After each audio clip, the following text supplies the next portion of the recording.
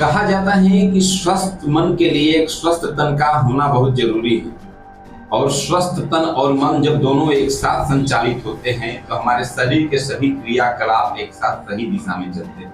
नमस्कार, मैं मनीष मही उपाध्याय और आप देखना शुरू कर चुके हैं वॉइस इंडिया न्यूज। आज राष्ट्रीय डेंगू दिवस है और इस पे हमारे साथ चर्चा करने के लिए डॉक्टर अनिल कुमार सिंह जी हैं। इनसे जानेंगे कि डेंगू के क्या लक्षण होते हैं और वह किस तरीके से हमारे पास पहुंचता है और उसके क्या निर्विकार है। डॉक्टर साहब, आपका बहुत बहुत स्वागत है। नमस्ते। कैसे हैं और क्या चल रहा है इस समय? अच्छे हैं।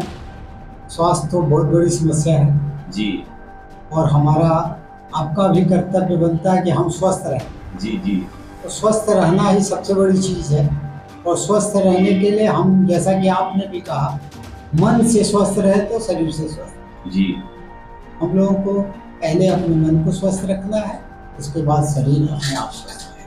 डॉक्टर साहब, जैसे देखा जाए लोग घर में रहते हैं और काफी डिप्रेशन में लोग रहते हैं, अपना कुछ गलत तरीके से सोचने भी लगते हैं या एकाएक उनके ऊपर बोझ डाला जाए अपना, या कोई जिम्मेदारी दे दिया जाए, उनके मन और मस्तिष्क को काफी बोझ सा लगता है और वो डिप्रेशन में चले जाते हैं। इस पे क्या राय है? देखिए सर, हमेशा जो है जी हमको कोई भी कार्य हम करते हैं जी जी तो हम उसको प्लेइंग मूड में करें। जी जी समस्याएं न लें। जी काम करना है, वो समस्या न हो, वो मेरा कार्य है। जी और ईमानदारी से जब उस कार्य को करेंगे कोई भी समस्या नहीं है, कभी भी हम डिप्रेशन में नहीं। तो हमको हर काम को, वो अच्छा हो, बुरा हो, छोटा हो, बड़ा हो, जी उसको इस तरह से लेना चाहिए। खेल खेल में, जैसे हम कहते हैं, खेलते हुए हम इस काम को करना जी। तो आपका स्वास्थ्य हमेशा अच्छा रहेगा। पिछले इधर हमने देखा डॉक्टर साहब 5-6 सालों से डेंगू की बहुत समस्या आई है और आज जो है अपना राष्ट्रीय डेंगू दिवस है, इस पे हम चर्चा आपसे करना चाहते हैं। पिछले ये 5-6 सालों में जो है डेंगू एक बहुत बड़ा रोग बन के आया लोगों के सामने और लोग बचाव भी करते हैं इसका। और एक जब इसका वीक सीजन चलता है, शुरुआती सीजन, तो इससे काफी लोग प्रभावित होते हैं। इसके विषय में डॉक्टर साहब क्या करना चाहेंगे? देखिए, हमारे यहाँ जो है कई बीमारियां हैं, 6-7 मुख्य बीमारियां हैं जो मच्छरों से। जी जी जी तो इसमें डेंगू भी एक है। जी थोड़ी सी गलतफहमियां हैं, लोगों को यह है कि मच्छर हमेशा गंदी जगहों पे ही पलते हैं, लेकिन नहीं। डेंगू का जो मच्छर है वो स्वच्छ पानी में भी, स्वच्छ पानी अगर रुका हुआ है तो वहां भी उसके बढ़ने की संभावना होती है। जी जी तो हम लोग ध्यान दें कि पानी कहीं रुकने न पाए। जी अगर है तो उसकी सफाई करते रहें। जी लोग छोटे छोटे टब बना के रखे हुए हैं, उन सबको पूर्णतया ध्यान दें, सफाई का ध्यान दें। जी जी अगर उसमें ध्यान देंगे तो ये मच्छर नहीं होंगे और ये मच्छर जो है बहुत ऊंचाई तक उड़ते भी नहीं। जी इसलिए थोड़ी सी सफाई का ध्यान दें। जैसा आप पहले भी बोल चुके हैं, मन से हम स्वस्थ रहे तो स्वस्थ रहेंगे तो किसी भी तरह का बैक्टीरिया, वायरस हमारे शरीर पे अफेक्ट नहीं करेगा। आएगा भी, चला जाएगा। जी क्योंकि जब भी हम किसी चीज की खेती कब करेंगे, जब वो वैसी मिट्टी मिलेगी। जी तो हमारे शरीर में उन चीजों को पनपने के लिए जब तक मिट्टी नहीं मिलेगी तब तक हमको कोई भी बीमारी हमारे अंदर नहीं आएगी। वो वायरस आएगा और अपने आप बाहर हो जाएगा। जी तो हम लोग सफाई करते रहे और चीजों का ध्यान देते रहे। ये एक ऐसी बीमारी है जो कि आम बीमारी की तरह ही आती है। जी जैसे आपको सर्दी जुकाम, वायरल फीवर आता है, वैसे इसके भी लक्षण। थोड़ा सा ध्यान देके हम इसको कैटेगराइज करते हैं। जी तो ये सब सारी चीजें हैं। आम बुखार की तरह ये आता है और आम बुखार की तरह चला जाता है। वो डिपेंड करता है हमारी रोग प्रतिरोधक क्षमता पे। इसके क्या प्राथमिक लक्षण होते हैं डॉक्टर साहब? जैसे आता है तो बहुत लोग शुरू में, आम लोगों की ये होती है आदत सी अपना कि जैसे फीवर हुआ, मेडिकल की दुकान पे जाते हैं, एक दवा लेकर के खा लेते हैं। सर्दी जुकाम हुआ, एक दवा लेके खा लेते हैं। इसके आमतौर पे लक्षण क्या होते हैं? हम व्यक्ति कैसे पहचाने कि हाँ ये डेंगू ही है, हमें ये उपचार करना चाहिए? देखिए, इसका एक नाम और भी रहा है। जी इसको हम लोग कहते हैं हड्डी तोड़ बुखार। जी आम बुखार और इसमें ये अंतर है। आम बुखार की तरह ये भी आता है, बहुत तेजी से बुखार होता है, सर्दी जुकाम भी हो सकता है। जी तो इसमें क्या होता है, जनरली हड्डियों में दर्द ज्यादा होना है। जी तो ये अगर हड्डियों में दर्द हो रहा है और अगर बुखार 1 से 2 से 3 दिन के ऊपर अगर मेरा चल रहा है, जी तो जरूर किसी न किसी अच्छे डॉक्टर को दिखाएं और उसका प्रॉपर जांच करा के इलाज करें।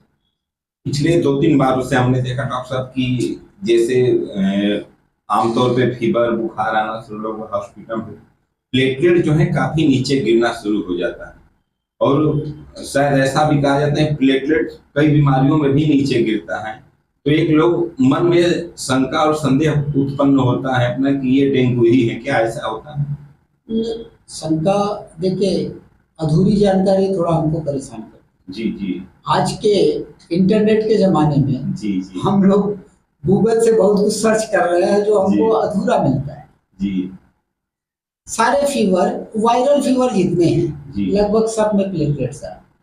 जी और इसमें भी हम लोग डेंगू में भी प्लेटलेट्स डाउन होता है।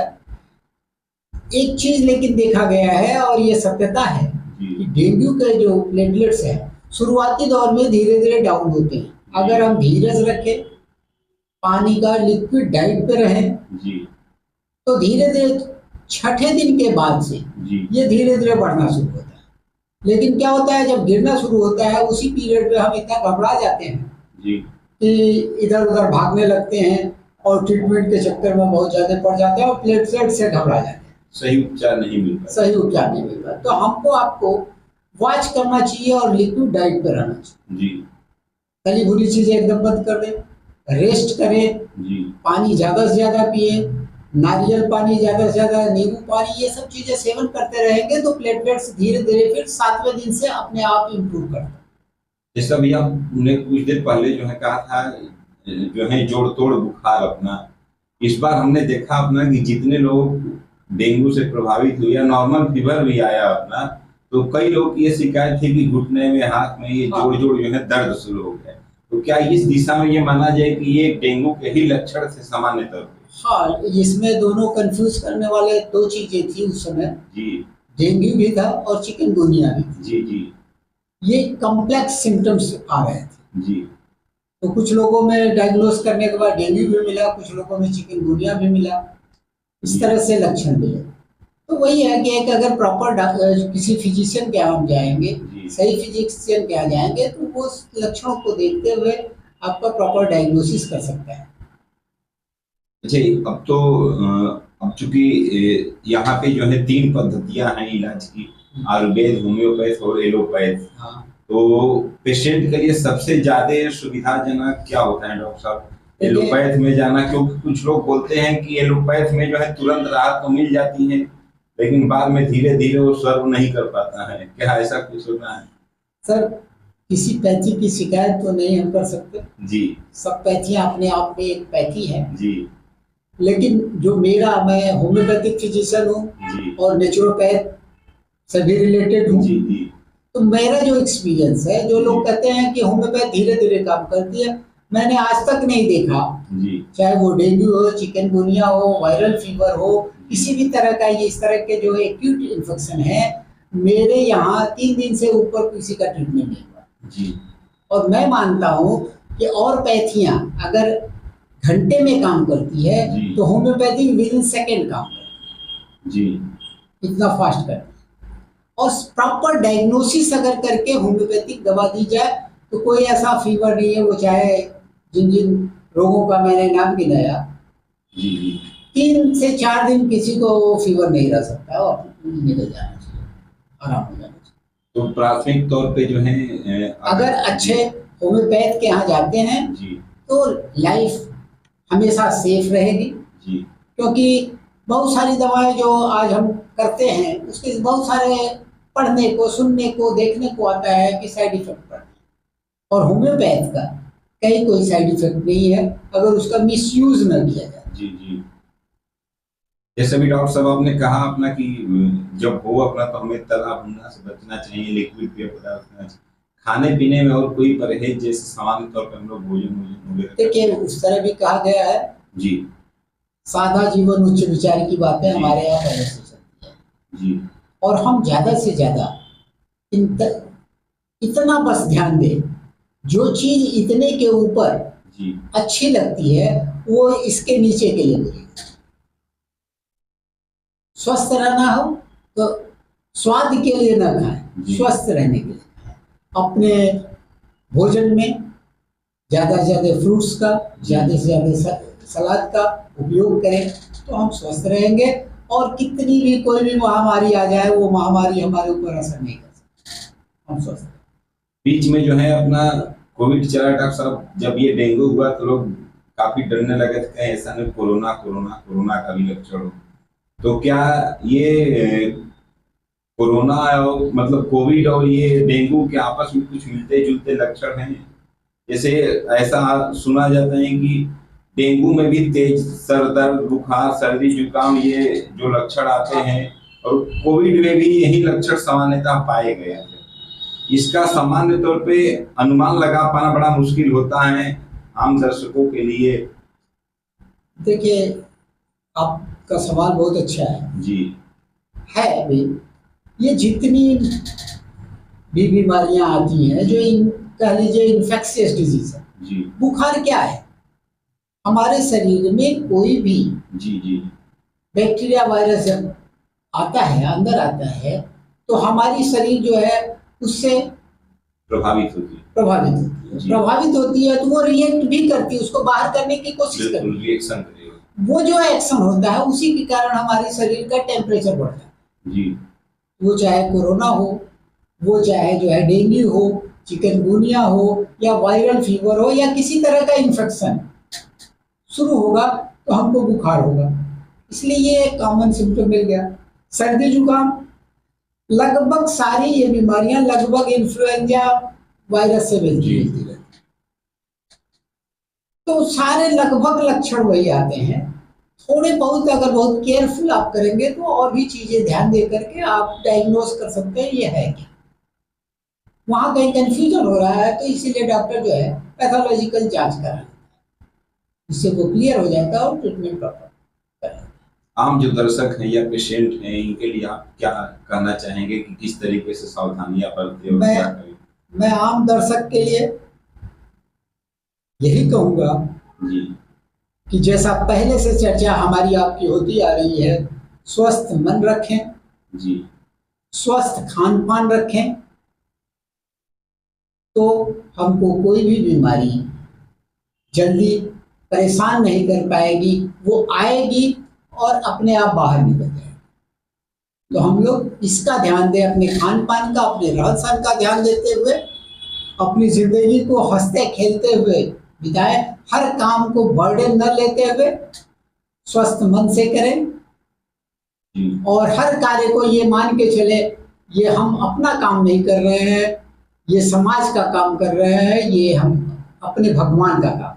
अच्छा डॉक्टर साहब, एक सामान्य चीजें ये भी थी, देख आपसे बीच में चर्चा का समय छूट गया था, जैसे सामान्य भोजन पानी हम लोग करते हैं, ये बीच में ये चर्चाएं चली थी कि प्लेटलेट जब डाउन होगा तो कीवी या वो एक फल आता है उसको खाने से प्लेटलेट काफी तेजी से बढ़ता है, ड्रैगन फ्रूट, इसको खाने से प्लेटलेट काफी बढ़ता है। लेकिन कुछ डॉक्टर ऐसे कहते हैं कि नहीं, सीजनली फल आप खाइए, ये आपके सेहत के लिए सही रहेगा। देखिए सबसे बड़ी चीज है जी, हम जहाँ पे रह रहे हैं जी, हम जहाँ पैदा हुए हैं, वहां पैदा होने वाले कोई भी सब्जी, कोई भी फल, कोई भी अनाज जी, वो हमारे लिए ज्यादा हितकर होता है अपेक्षाकृत हम कहीं से लाए हुए फल का उपयोग करें, कहीं से लाए हुए सब्जी का।